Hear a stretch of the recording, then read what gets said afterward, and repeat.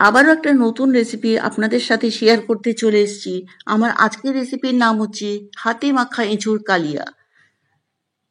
একদমই মাটনের স্বাদ এই রান্নাটাতে পাওয়া যাবে। যারা মাটন খায় না, এঁচোড় ভালোবাসে, তারা কিন্তু এটা খুশি খুশি খাবে। একদম অন্যরকম স্বাদের এই রান্নাটা, একদমই আলাদা। আর কালারটা দেখুন, এটা কতটা সুন্দর, কতটা ভালো টেক্সচার, চটজলদি হয়ে যায়, কোনো বেশি উপকরণও নেই।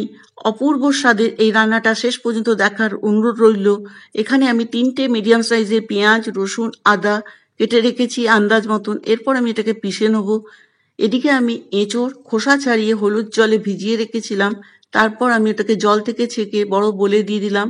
এবার পেঁয়াজ, আদা, রসুন যেটা আন্দাজ মতন নিয়েছিলাম, আমি ওটাকে পিষে নিয়েছি, দিয়ে দিলাম এর মধ্যে 2 টেবিল চামচ টক দই। আমি একদমই রান্নাটা মাটনের মতন করেছি। এখানে গুঁড়ো মশলার মধ্যে আছে ধনে গুঁড়ো, জিরে গুঁড়ো, স্বাদ মতো নুন, লঙ্কার গুঁড়ো আর হলুদ গুঁড়ো। লঙ্কার গুঁড়োটা অবশ্যই আপনারা নিজেদের আন্দাজ মতন বা আপনারা যেই হিসেবে খান সেই হিসেবেই দেবেন। দিয়ে দিলাম এর মধ্যে কাঁচা সর্ষের তেল। এরপর আমি এটাকে ভালো করে মাখিয়ে নেব মশলার সঙ্গে এঁচোড়টা। এটা কিন্তু খুব ভালো প্রয়োজন, এই দরকার আছে। এটাকে ভালো করে মাখাতে হবে। মাখিয়ে নিয়ে আমি এটাকে 2 ঘন্টা ম্যারিনেট করে রেখে দেবো। যতক্ষণ বেশি ম্যারিনেট করে রাখবেন তত এর স্বাদ হবে। এরপর আমি 3টে মিডিয়াম সাইজের আলু খোসা ছাড়িয়ে বড় বড় টুকরো করে কেটে নিয়েছি। আমি বললাম না, এটা মাংসর স্বাদ পাবেন। এরপর নুন হলুদ মাখিয়ে রেখেছিলাম 10 মিনিট।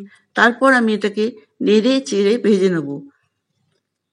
আমি বন্দনা, আমার চ্যানেলে আপনাদের সবাইকে স্বাগত জানাই।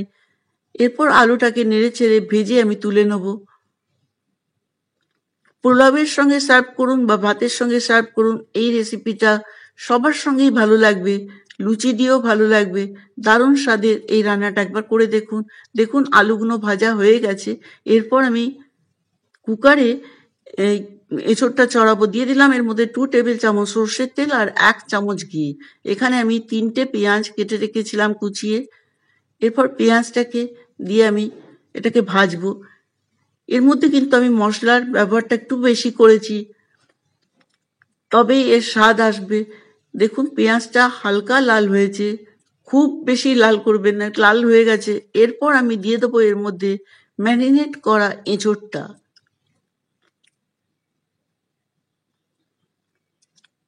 দেখুন রংটা কত সুন্দর লাগছে, এখনই ম্যারিনেট করার অবস্থাতেই কত সুন্দর।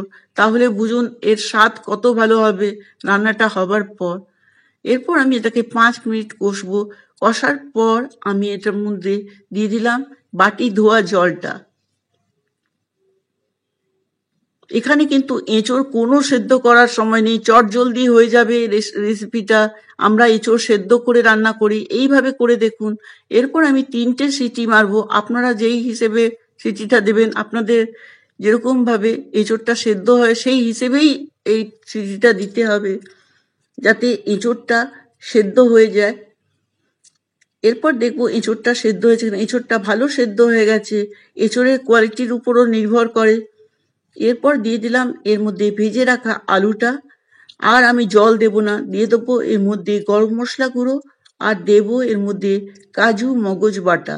কাজু 6-7টা আর মগজ 1 চামচ আমি ভিজিয়ে রেখেছিলাম, তারপর মিহিন করে পিষে নিয়েছি। আর কোনো মশলা দেবার নেই। এরপর আমি কুকারের ঢাকনা বন্ধ করে আবারও 1 সিটি দেব, একদম ফ্লেমটাকে লো রেখে। দেখুন একদম কালার চলে এসছে, আর আমার কোনো কিছু মশলা দেবার নেই। আমার কিন্তু এঁচোড়ের কালিয়া রেডি হয়ে গেছে। আমি সার্ভ করে দিচ্ছি।